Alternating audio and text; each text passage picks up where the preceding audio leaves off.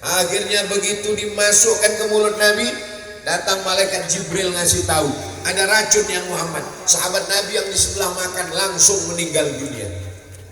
Lalu kemudian sepakat ahli sejarah, Nabi gak sempat menelan makanan itu, tapi ada air liurnya masuk ke dalam, tersisa racun-racun. Ketika Nabi mau meninggal, Nabi berkata kepada Ummul Mukminin Sayyidatuna Aisyah, aku masih merasakan sakitnya efek dari racun itu. Mudah-mudahan kita terselamat dari racun. Bukan berarti saya nggak mau minum ini khawatir ada racun. Saya nggak khawatir. Bismillahirrahmanirrahim.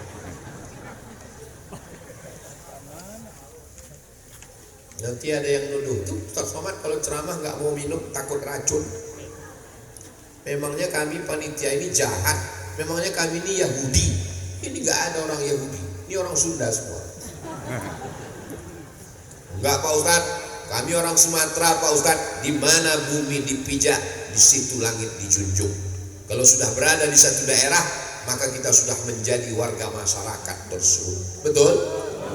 Oke, tadi saya sapa Bapak Ibu di awal, kumaha, sadayana, damang. Karena saya cuma bisa segitu. Saya dulu serumah di Mesir sama orang Sunda, sama orang Jawa Barat.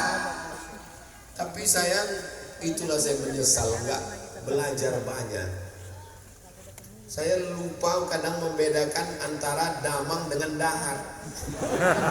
Jadi setiap datang kawan dari Jawa Barat yang datang, kumaha dahar, saya bilang. Kata kawan, salah mat, damang. Oh iya damang. Alhamdulillah sekarang udah bisa membedakan antara damang dengan dahar. Bahasa itu penting. Coba kalau saya bisa bahasa Sunda, taunya cuman ele-ele sineng teh. Nikmatani, ada dua nikmat maghbunun, banyak orang tertipu. Yang pertama nikmat sehat. Kalau sudah terbaring di rumah sakit, di ruang ICU, terdengar suara azan, hayya 'alas shalah,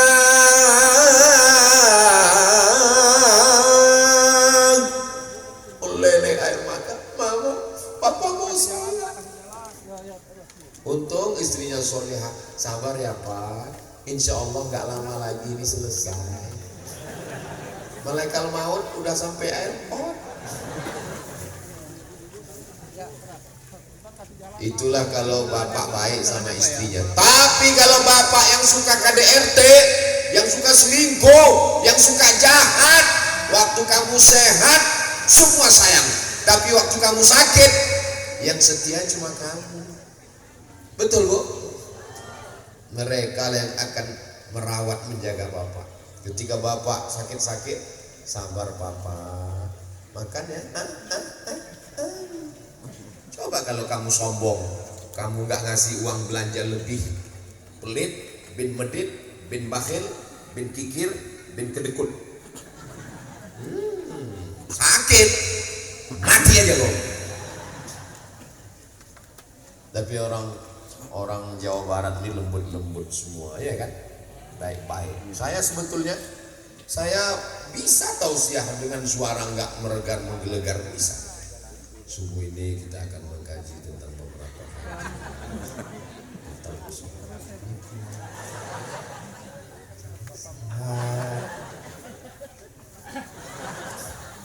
Langsung di komen sama jamaah, memang betul Ustaz sakit udah mau mati udah. Maka selagi masih sehat, bagaimana cara kita menjaga kesehatan? Makan sebelum lapar, berhenti sebelum makan.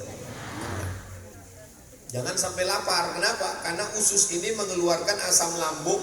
Kalau sampai kita lapar nggak makan, habis lambung kita itu luka. Ustaz kok tahu? Saya pernah kena. Dibawa sama jamaah. Kebetulan jamaah ini punya ada dokter kenalan. Ustaz, mari saya bawa ke dokter kenalan saya. Sampai di dalam diperiksa sama dokter. Dokternya anak gadis. Saya waktu itu belum nikah, baru pulang dari Maroko. Detail saya LCMA, lagi cemas mencari anak gadis. Bapak kendalanya di mana? Kendalanya di sini. Dia pukul perut saya. Dia pegang perut saya. Habis selesai ditanya teman, gimana man? Tadi sebelum masuk dunia ini rasanya bergoncang. Begitu ketemu dokter itu di dalam, gempa bumi saya bilang. Maka kalau ada yang lajang-lajang, jangan periksa ke dokter yang anak gadis. Saya kena prank sama jamaah. Saya masih ingat jamaah, gak boleh disebut namanya, menjaga kode etik jurnalistik. Bapak kena penyakit mah akut gara-gara dulu waktu kuliah terlambat sarapannya. Dulu waktu kuliah sering terlambat sarapan, memang gak sarapan sama sekali. Maka adik-adik yang masih kuliah, pagi sebelum berangkat sarapan dulu. Nasi dingin Pak Ustadz, walaupun nasi dingin gak bisa ngunyah, gak selera, di blender. Kasih air, kasih gula dikit, kasih madu. Yang penting sarapan, jangan sampai berangkat perut kosong. Kami dulu di Mesir nggak ada nasi, pagi-pagi dikasih gandum. Ada orang Mesir jual ish, itu dimakan. Kakak kelas senior ngasih tahu, man, jangan sampai ke kampus perut kosong, makan ish itu tepung gandum. Dimakan tepung gandum itu jam 8, jam 3 baru lapar. Karena masuk ke dalam ngembang dia. Cuman karena kita biasa makan nasi, dari kecil udah makan nasi. Kita dari dulu orang tua ini kan nasi. Kalau makan ikan nggak boleh, mesti ada nasi. Jangan banyak makan ikan, nanti cacingan. Itu nasihat dari Belanda. Makan mie pun pakai nasi. Dari kecil kita disuruh makan nasi, makan nasi, makan nasi. Anak saya sekarang nggak saya paksa makan nasi. Mau makan ikan silakan, mau makan ayam silakan, mau makan roti silakan.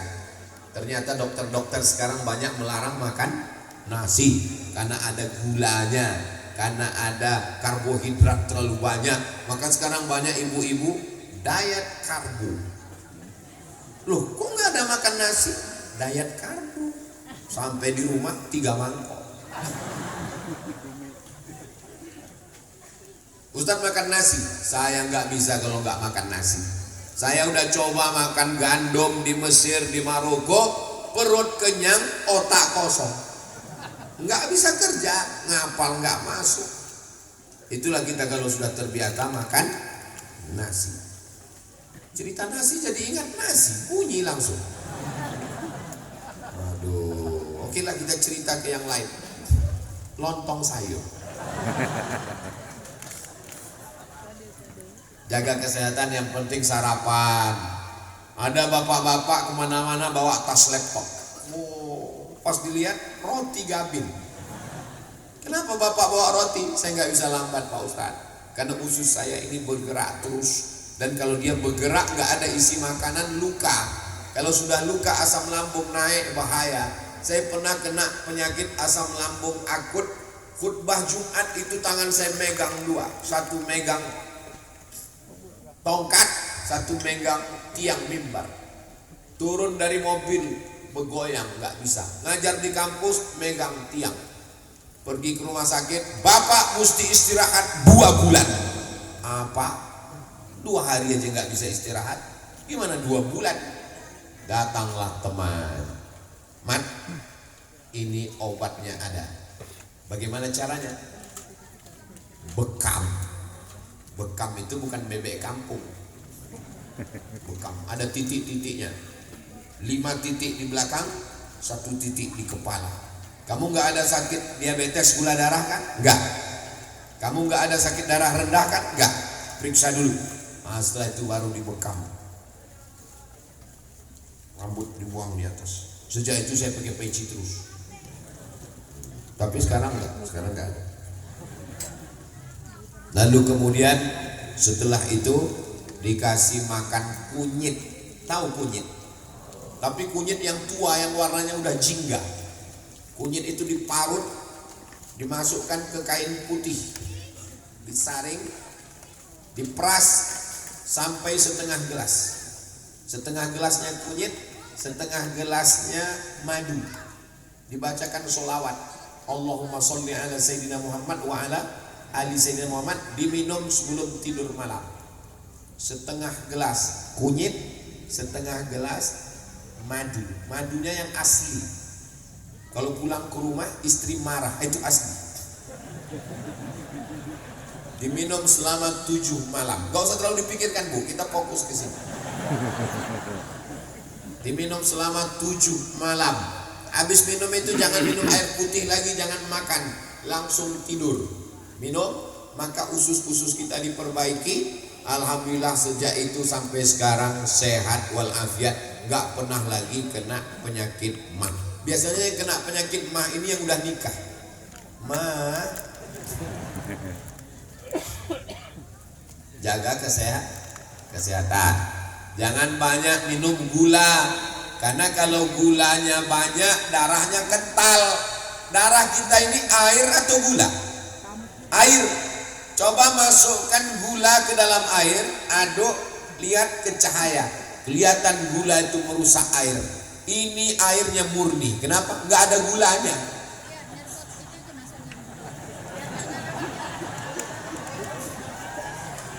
Sama, nggak ada gulanya. Jangan kasih Ustadz minum gula, karena Ustadz lehernya panas tausiah, dikasih gula rusak pita suaranya dan rusak darahnya. Maka jamaah yang paling bagus inilah jamaah masjid ya? Darul Muhsinin. Darul artinya rumah, Muhsinin orang baik-baik. Darul Muhsinin orang yang rumahnya ini baik-baik karena nggak ngasih gula sama Ustaz.